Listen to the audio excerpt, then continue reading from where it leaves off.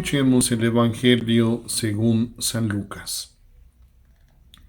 En aquel tiempo la multitud rodeaba a Jesús en tan gran número que se atropellaban unos a otros. Entonces Jesús les dijo a sus discípulos: Cuídense de la levadura de los fariseos, es decir, de la hipocresía, porque no hay nada oculto que no llegue a descubrirse, ni nada secreto que no llegue a conocerse. Por eso, todo lo que ustedes hayan dicho en la oscuridad se dirá a plena luz, y lo que hayan dicho en voz baja y en privado se proclamará desde las azoteas. Yo les digo a ustedes, amigos míos, no teman a aquellos que matan el cuerpo y después ya no pueden hacer nada más. Les voy a decir a quién han de temer. Teman a aquel que después de darles muerte, los puede arrojar al lugar de castigo. Se lo repito, a él sí tienen que temerlo. ¿No se venden 5 pajarillos por 2 monedas?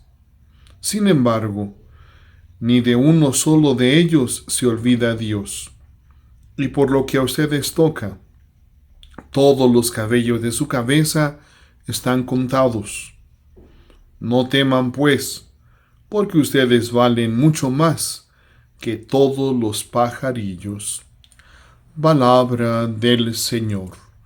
Gloria a ti, Señor Jesús. Pasamos ahora a este capítulo 12 del Evangelio según San Lucas.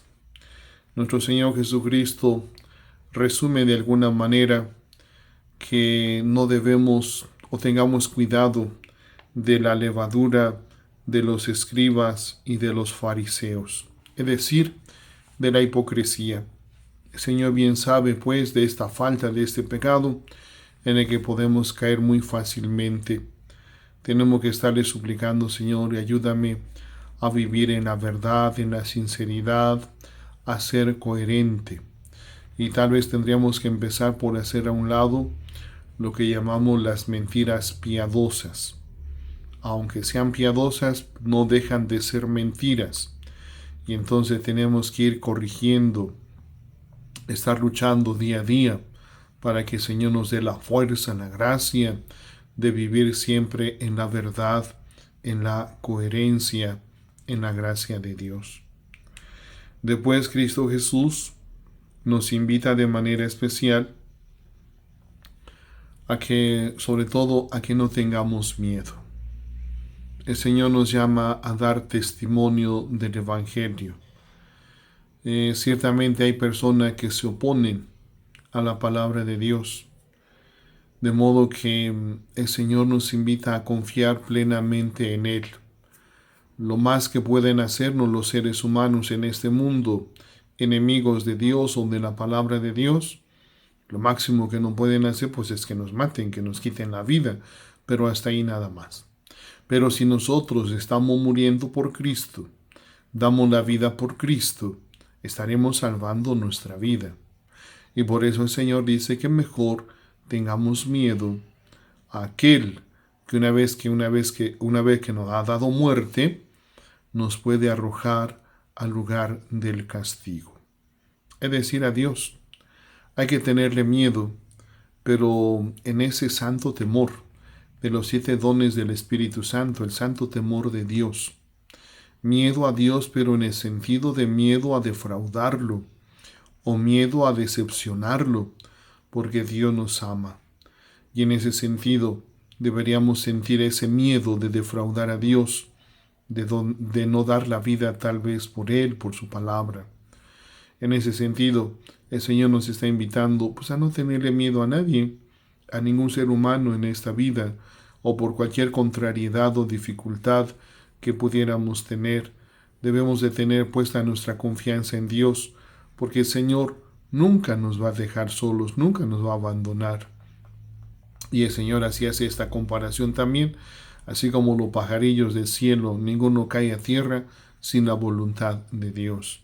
Y así nosotros, dice, ustedes valen más que todas las aves del cielo. o hasta los cabellos de la cabeza. Ninguno cae sin la voluntad de Dios.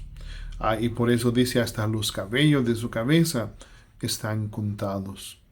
Así que si nosotros somos imagen y semejanza de Dios y nos estamos esforzando en vivir la coherencia o la verdad del Evangelio, el Señor nos irá dando la fuerza, la gracia para permanecer o mantenernos firmes, fieles a esta palabra.